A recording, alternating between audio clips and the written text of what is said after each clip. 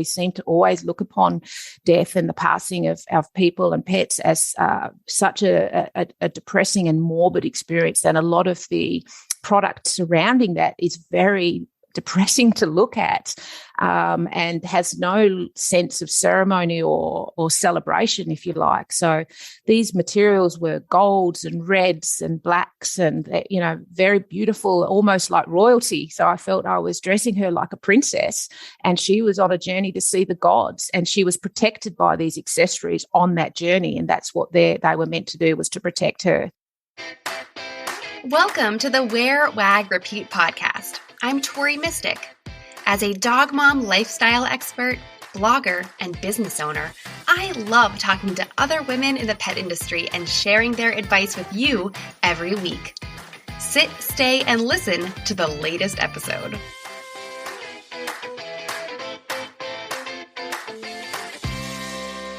In this episode, I want to ask you what you'll do on your pet's final day. I know, it's something that no one wants to think about, but it is something that we will all face eventually. And that's why I'm excited to share this interview with you. I had a really special conversation with Natalie Venosi about a product she's created to change saying the final goodbye to our pets from a sad time to a sweet celebration of life. Natalie told me how family friends in Bali led her to discover the items that would go on to inspire the line of products for her brand, Sweet Goodbye. This story may cause some tears. I know it did for me, but I'm so grateful to have had this conversation and spark a mindset shift for myself and hopefully for you too. Natalie and I had so many other questions and business strategy topics that we wanted to discuss, but we just ran out of time in this interview.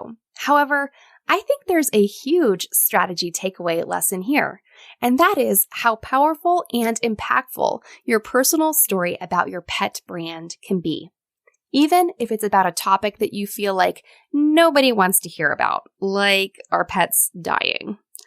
Talking to Natalie opened my mind and my heart to discussing this topic more freely and in a more positive way. Are you ready? Enjoy the interview. Natalie Venosi is the founder of Sweet Goodbye. She established the Australia-based company after she learned about the unique farewell ritual of burial shrouds for pets when she was preparing to say goodbye to her beloved dark brindle Staffy cross named Nikita. Sweet Goodbye offers beautiful handcrafted shrouds as part of its patented line of pet burial and cremation ceremony kits to help people cope with the difficult loss and to provide a special way to honor the passing of pets as cherished members of their families. Natalie is also the executive director of Pindari, a Supply Nation certified Aboriginal business in Australia. Welcome, Natalie. Thank you very much for having me. It's lovely to be here with you, Tori. I'm so excited to have you here. And I just mentioned before we hit record that everything around pet burial and saying goodbye to your pets is something that we all face. That, if you're on Instagram, you see it every day almost. But it's something that nobody ever really wants to talk about. So I'm really excited to hear more about your business and the impact that you're making on so many people. Thank you. Yes, it's been an interesting journey and a huge learning for us. It's always been a personal endeavour of mine to try and take care of our pets in a way that felt meaningful and that helped alleviate some of the remorse that I felt, certainly when I was younger and didn't have the opportunity to know more or know better how to take care of our pets at the end of their life, which is inevitable. And obviously we all have to try and prepare ourselves for that day that comes. In some cases, it comes unexpectedly, and that's very traumatic. And in other cases, we have a little time to consider and be prepared. Certainly, if there's a terminal illness or just from their aging and so forth. So, For me, I have literally developed a business off the back of a personal experience that I recognised was able to not only help us as a family, but was starting to, assist my other friends and family members when their pets passed away. And it evolved fairly rapidly into an opportunity to perhaps share that wider. It wasn't a conscious or direct decision to enter the pet industry as such. My background is certainly not anywhere near that space. I've trained in hospitality and tourism, and obviously have been running the business of Pindari, which is supplying labour and trades to the mining industry here and helping train Aboriginal people. So it's not something I have any experience in. Manufacturing, marketing, definitely. I did have a marketing consultancy business for about 10 years off the back of my work with tourism.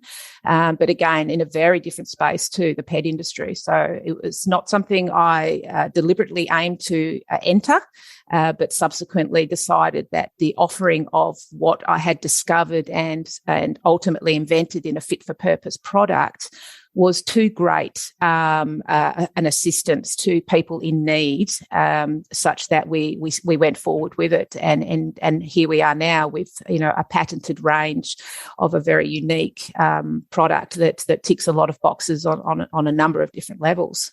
Yeah, it is very unique, and it kind of reminds me of this quote that I'll just paraphrase, but if you don't share your special creation or your special gift, you're kind of robbing people of whatever it is. So I can totally understand how, your experience and seeing how it affected your friends and everything too. You want to share that with people, because losing your pet is one of the worst days. And so anything we can do to make it better and I almost want to say more special. I think the ritual aspect is something important that I never hear anyone talk about. So I'm curious if you could kind of describe to people, because I've looked at your website, and these are really unique, and how you came up with the design, and maybe even what is a burial shroud for pets? What does it look like? Okay, so it is quite a long story. I'll try and keep it a little succinct, because this has been a 6-year journey so far to develop the product to what it is today. Essentially, this started, Dave and I, my partner, visit Bali regularly. We have developed very strong relationships with a family in Bali over the last 20 years. And on one occasion, we had 2 dogs in our home. One was Nikita and the other was Gypsy, who was a couple of years younger. And while we were in Bali on this particular visit, I was speaking to Made, who was the father and our friend of the family. We were actually at his little farm. He's an absolute dog lover, has 6 dogs now, and funnily enough, often calls their new dogs names them after our dog names, but they're called Bali Nikita or Bali Gypsy, which is really beautiful. So there's a real connection between us around our dogs, and also just as family, we consider each other family now. And we've assisted them on a number of levels with the development of their farm and building a home and a bridge and putting infrastructure into their community and so forth. So while we were there, I sat down and I was talking to Made about Nikita getting on and not looking very strong, and knowing that time was going to come near and not too far away. And I said to him, is there anything you think I could do, and what would you do to help take care of her when I have to say goodbye? And he said, leave it with me, and I have some things I'm going to get for you. And the day we were leaving, he actually gave me just a little shopping bag, plastic bag, with a number of beautiful things inside. And he took them out and he explained to me what they were for. And essentially he has gathered beautiful Balinese Hindu materials, which they would use for shrouding their humans. But he has created small versions of them for me, so cut them down so that they're a little smaller than a human size. And it included a beautiful wrap, a special overlay, which was all very ornate and beautifully made as part of that wrap. and also these lovely little accessories. They go over the ears, and he said, you put these over her ears and that will help protect her on her journey to the gods, and this beautiful chest piece as well. So there was all these adornments essentially that were all very beautiful and handmade using all their lovely natural materials.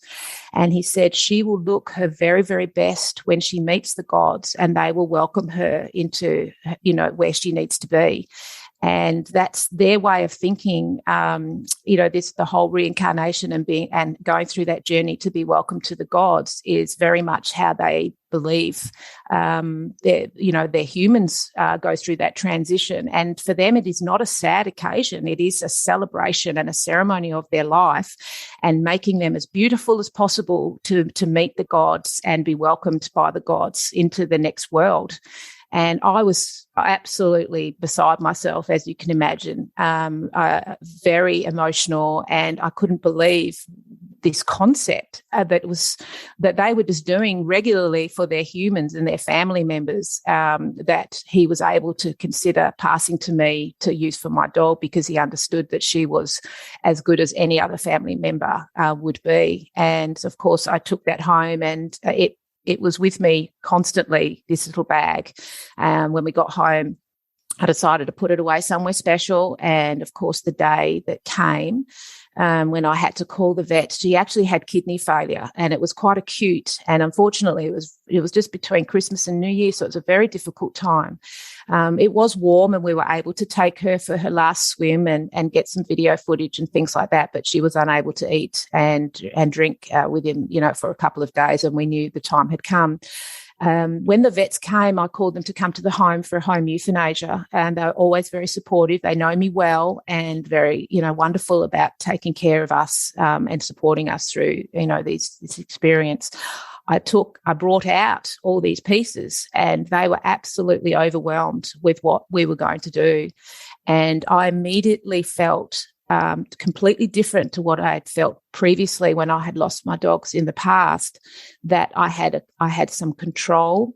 I was prepared. I was actually really together, which they couldn't grasp. I felt I had a plan, and that I was focusing on honouring her in a way that was fit for how much I loved her and how much she had given to us during her life with us. And that seemed to eliminate a lot of the awful distress and trauma of the day. It gave me focus, and it was extremely cathartic.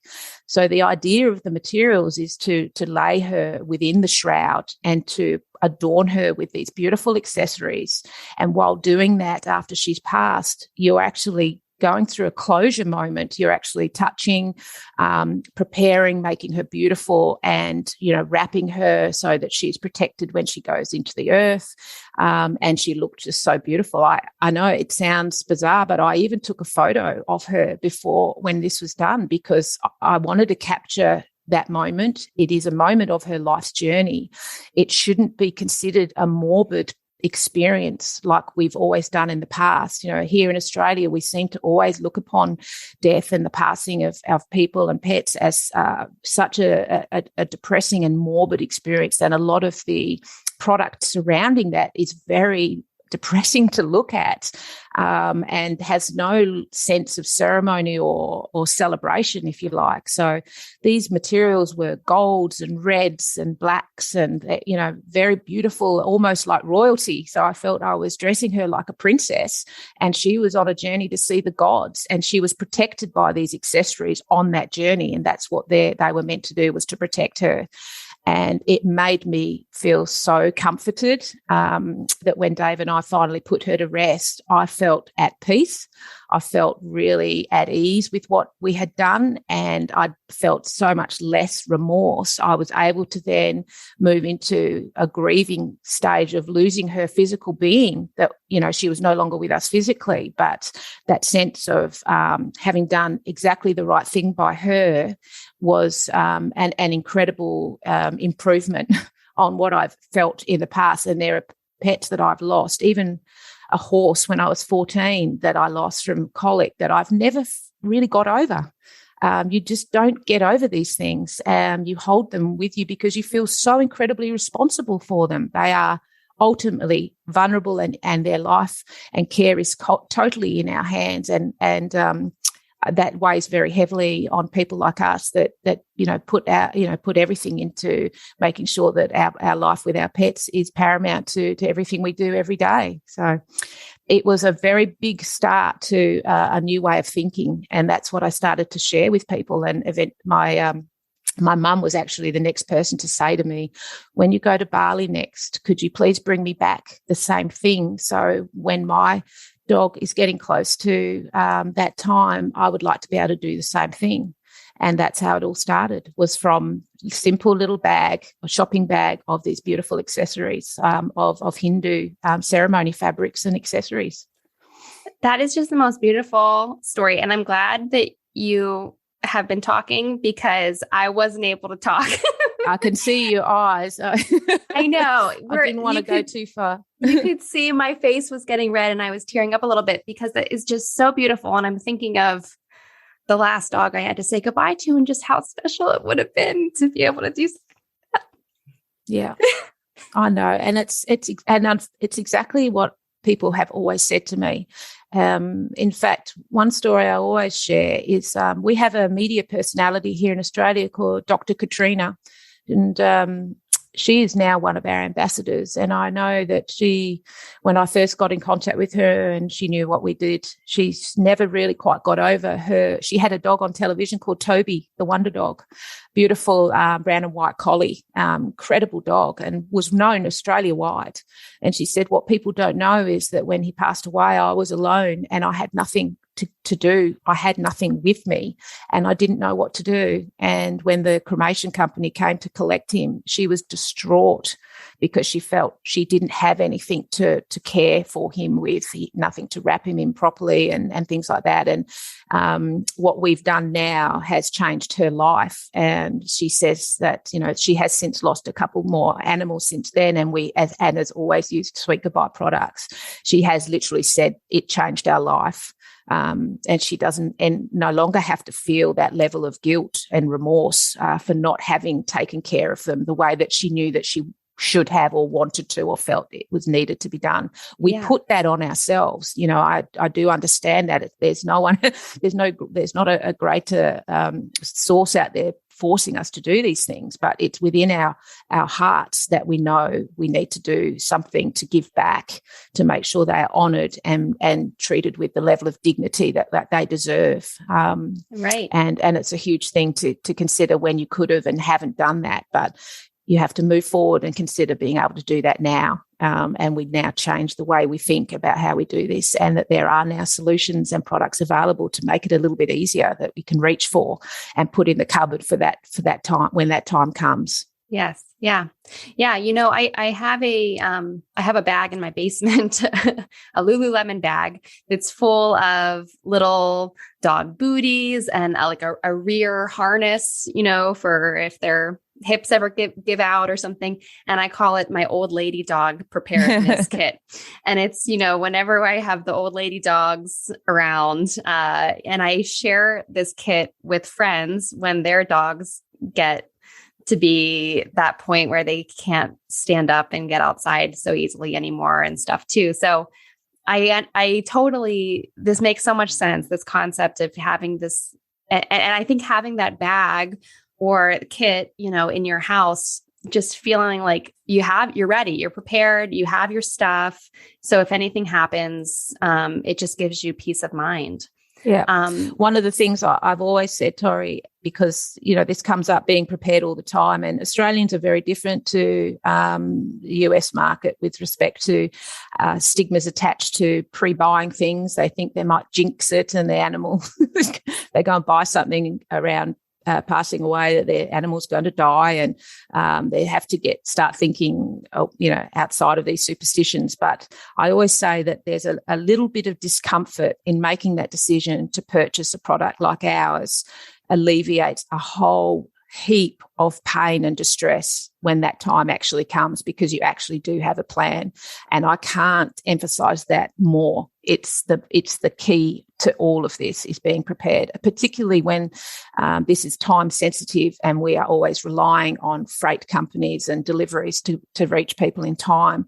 If people could just understand that it's only a little bit of discomfort to make that decision and set up their little bag and put it in the basement and have it sitting there in readiness for when that time comes.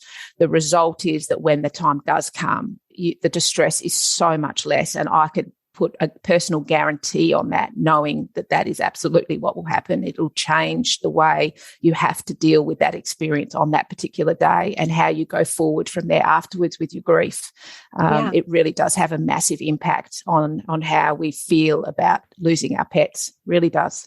Yeah, I can absolutely see that. And that seems to be like, for me, in preparing to talk to you, I was like, this must be the biggest challenge, is convincing people that they should buy this in advance. And so I was looking at your website, and you do have kind of a section for veterinarians. So is that one of your kind of sales channels, is working with veterinarians so that they have the kits at their office for people when the time comes, or are you focused more on direct to consumer? So the original business model was to supply directly to the vet clinics and practices and pet boutiques or cremation services, which are relatively still new, and coming on in Australia particularly. We went through a huge strategy of rolling it out as a wholesale product. And I've worked closely with vets since the very beginning. Of course, the vets who were there that day that assisted me with Nikita worked with me from there forward in developing a fit-for-purpose product, because, of course, these shrouds, well, they were polyester, they weren't eco-friendly. There was a whole heap of things that I needed to adapt and adjust. So we went from that point on, we had to go through a huge design stage to get to the product we have now, which is all biodegradable, compostable materials, range of beautiful colours. We have carrying harnesses so that people can lift and carry, and all of the wonderful things that we have within the functionality of the unit, and why we've been able to patent it.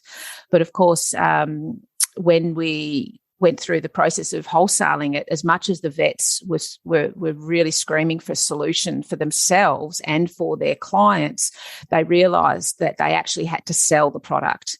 And they started to feel very hesitant about being seen to profit from selling a product to their clients around the passing of the pet. They just didn't feel comfortable with it. There was also problems around stocking it, space, being able to focus on marketing it, promoting it. How do they broach the subject? Here in Australia, we're very conservative around the discussion around dying and death. Very hard to talk about. Very different to over there, which is why obviously we're focusing now on the US market, much more open, more comfortable talking about this topic and subject matter, and trying to find solutions and wanting to be far more proactive about dealing with it. It's sort of like happy to go through that pain and discomfort, but because the solution is so much better and the outcome is so much better, so it's worth it.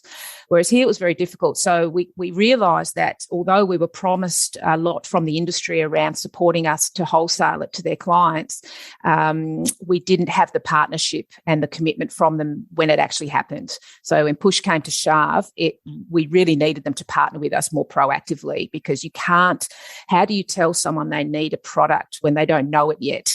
And how do you have a vet clinic as an influencer if they're not actually contributing to the promotion of it and actively talking to their clients about it? Their business is about saving lives and keeping pets healthy. So talking about the end of life and the passing of the pets is not something they want to broach until it absolutely have to. And then often it's just the passing, they're just handing over a brochure about cremation. It's very much avoided, and that needs to change. And I think it will change here, given where we've come and the journey of our relationships with our pets and the need for managing compassion fatigue within the vet industry and so forth. So off the back of this whole experience, it enabled us to visit the design of our initial kit product, which had all the bells and whistles for people to use the product at home for cremation or burial, into a low-cost, reusable product so that the vets were able to purchase the product as a tool within their own service provision. So it wasn't something they had to actually sell as a retail product to their clients. So in order to do that, we had to simplify it. We had to remove a lot of the costs. We also had to make it reusable. And some of these functions came from feedback that we actually received from attending conferences in the US as well, speaking to more vets, speaking to palliative care specialists. And a lot of the feedback was that we don't need all these bells and whistles. We are quite happy with a simpler product, but if we could reuse it and we could purchase accessories for it at a low cost, and then we could consider building the price into our services or just passing it on as a consumable. And that's what we've managed to achieve. And that's what we call the Care Cradle range. So we've made it blue because we feel it's in the medical industry. So we've kept to that sort of line. It's still as beautiful as the kits, but we've kept to one color and we've made it very, very simple. And it's actually quite ingenious in the way that it has the cradle, it has an inner shroud, and it has the ability to actually hold an absorbent pad, which is also biodegradable, such that can manage any fluids that there may be. It means that animals can actually be euthanized on the care cradle and then beautifully wrapped and carried out with dignity. The clients can be gifted the shroud if they choose to bury them at home. And then the vets can actually take the cradle component back to the clinic and then just use new shrouds inside. So it's literally 3 pieces. So the cost was much, much lower than what we have done for the other kits, which obviously incorporate beautiful handmade wool felt in some and cottons and colours. And we have, memorial markers and lovely garlands and a booklet and all the things that actually help people manage the ceremonies themselves. So we really feel that whole process, as difficult and as disappointing as it was at the time, realising that the wholesale market at that level through the vet clinics here in Australia was not necessarily the right way or the time for us, it led us to develop the right type of product for them that fit exactly what they needed and fit their budgets. And that's where we're about to roll that out now in the US. So we're really pleased that we got to it, because to me, that was always my endeavour from the very beginning, was to help the vets. The compassion fatigue that they suffer is enormous. And I knew that from the amount of time I've spent with clinics and the travel that I've done and the visits that I've made and the products that I've handed out as gifts and samples and so forth, that they were so embracing of having something to help them deal with the loss of their clients' pets, because vets and vet nurses have the same relationships and build these this close emotional ties to all the pets that they take care of, just as much as the owners. And yet we forget that they're the ones that have to actually put them to sleep and take care of them through traumas and accidents and so forth. And yet they themselves don't actually have anything beautiful to take care of them with, or to transport them with when they have to remove them from people's homes, or even just take care of them in the clinic. So to me, it was fundamentally important for the vets and cremation services to actually have a product that suited their needs and made it easier for them to deal with this part of the service that they have to provide. Well, it sounds like it was just kind of disappointing that, your initial vision didn't work out, but it's almost better because now it's able to impact even more people. So it sounds like it worked out. It did. And that's what we call learning lessons and lessons learned. And we've always been, we are pioneering a whole new concept here. It's not just a product, it's a concept and a way of thinking.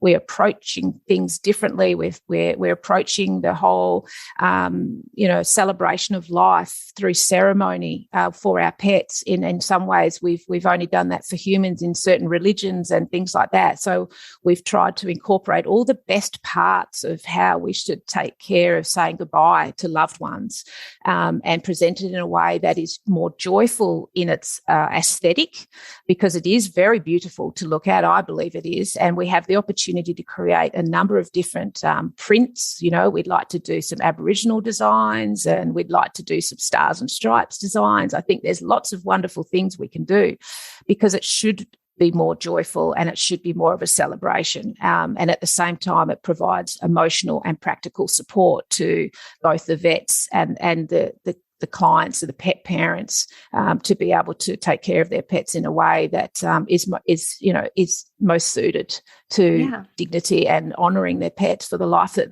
they've shared with us.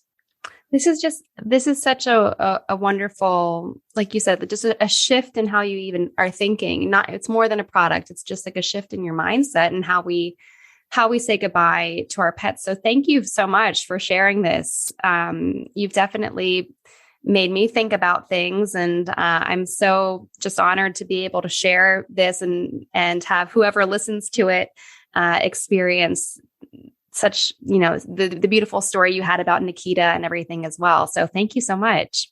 Oh, you're very welcome. I'm happy to share it. And, we'd like to do more and spread the message more about what we're doing, because awareness is the key now. As I said, it's hard for people to know what they need when they don't know it yet, and how much it will impact and change the way things are dealt with and how they may feel when that time comes. We feel from the bottom of our heart we are in this business to support the people that make the product. We didn't go into this business to make commercial gain for us. We have another company that does that.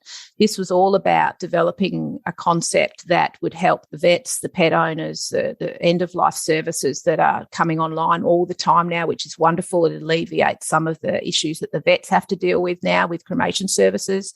And we set it up such that we have developing countries like Nepal and Bali, Balinese families and Nepalese families manufacturing the product, and that's really important to us. From a funding point of view, we're happy to have contributed the funds to establish those businesses and help them develop skills and so forth. And when we get to the point that the business is sustainable and we're making enough profits, we continue to share those with animal welfare charities. This venture is all about the greater good. And it was that, I guess it's that purpose that keeps me going, and why we've continued, pushing what is very difficult to challenge, putting out a new product to market. That's something that people don't really want to talk about. You have to be extremely determined, and you have to be surrounded by very determined and compassionate people that absolutely love and support and respect what we're trying to achieve. And people like yourself who have grasped the concept and understand that and helping us share it. It's so important. So I think that those that are able to make that decision and purchase the product, knowing that the profits or the funds that go into that are helping other animals and helping people in need, is actually a very cathartic part of the process as well. We always I think when you're grieving, helping others is often a good way to help deal with your grief and pass through some of those experiences as well. So we've tried very hard to make this a wholesome and eco-friendly and greater good concept, which all sounds amazing, but it's extremely difficult and challenging, and we've certainly hit a lot of barriers, but we're on a good path now, and grateful to the US market to be so responsive to us. Yeah. Well, I'm excited to share this story, and thank you again. So now that Sweet Goodbye, it is expanding and becoming more available in the US, and most of my listeners are in the US, could you tell us where everyone can find you online? Sure. So at the moment, we're available on Amazon.com. We do have our own Shopify site now, and you can find us at sweetgoodbyeforpets.com. And we are currently working to set ourselves out at some more brick and mortar stores. So looking through some, obviously with the vets for the care cradle.